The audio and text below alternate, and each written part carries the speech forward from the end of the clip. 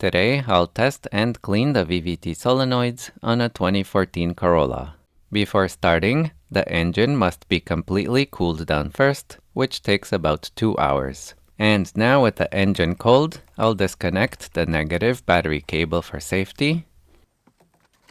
And to remove the engine cover, I'll lift up each corner to disengage the clips and remove it.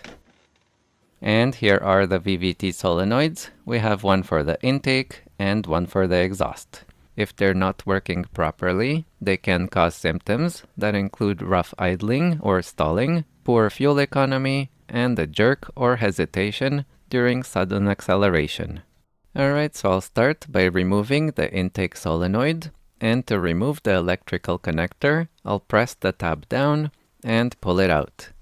Next, I'll remove the 10mm bolt, and it's important not to drop it because it can be easily lost. And now to take it out, I'll use a flathead screwdriver, place it under the bracket, and pry it out. Removing the exhaust solenoid is exactly the same. However, keep in mind that there is a wiring harness back there, which is also held down by the same bolt that's holding the solenoid.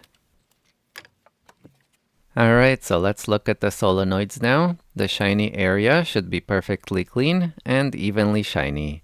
If there's any discoloration or a slight varnish coating, it can interfere with oil flow, and that can cause noticeable symptoms even without the check engine light being on.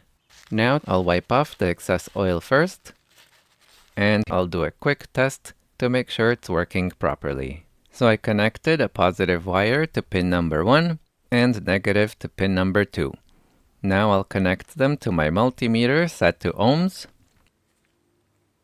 And here we go, we have 9.1 ohms. The normal range is 6.9 to 7.9 ohms at 20 degrees Celsius. The higher the temperature, the higher the reading will be.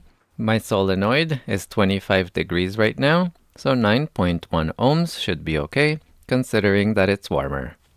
Next, I'll connect it to a 12-volt battery to make sure that the plunger activates, and the plunger moves down when it's activated, so that's good.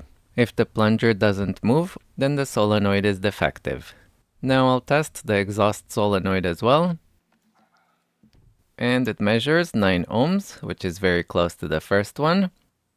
And the plunger also moves down, so this solenoid is good. Next, I'll clean the solenoid, and I'll start by covering the O-ring tightly with plastic wrap to protect it. Cleaning sprays have chemicals that can damage O-rings, so it's very important to protect it while spraying. If the O-ring is in bad condition, it's important to replace it with a new one to prevent a future leak. And now I'll use the CRC mass airflow sensor cleaner, which cleans without leaving any residue. It's important to make sure that the solenoid is free of residues after the cleaning to prevent contaminating the engine oil. And this should be done only in a well-ventilated area, away from flames and ignition sources. The fumes are toxic and flammable, so it's important to follow the instructions on the can. And I'll use compressed air to dry it off.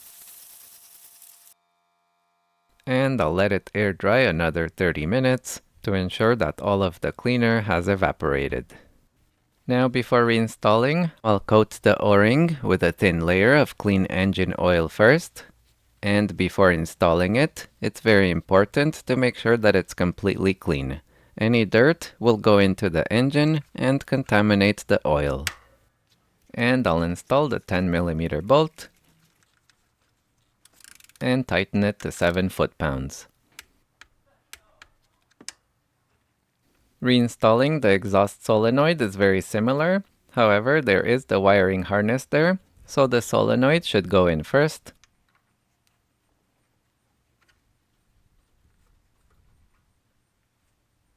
Now to reinstall the bolt, I'll put it in through the wiring harness clip first, then through the solenoid bracket, and tighten it. And I'll torque it down to 7 foot-pounds. And finally, I'll reconnect the wiring harnesses to both solenoids, making sure that each one clicks in. And to put the engine cover back on, I'll line it up and press on the corners to clip it in, then make sure it's secure. Now I'll reconnect the battery cable, making sure not to over-tighten it. Over-tightening can damage the clamp. And I'll test it to make sure it's on tight.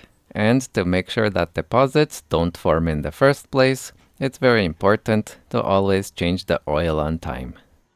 If you liked this video, please give it a thumbs up and consider subscribing. Your support is appreciated.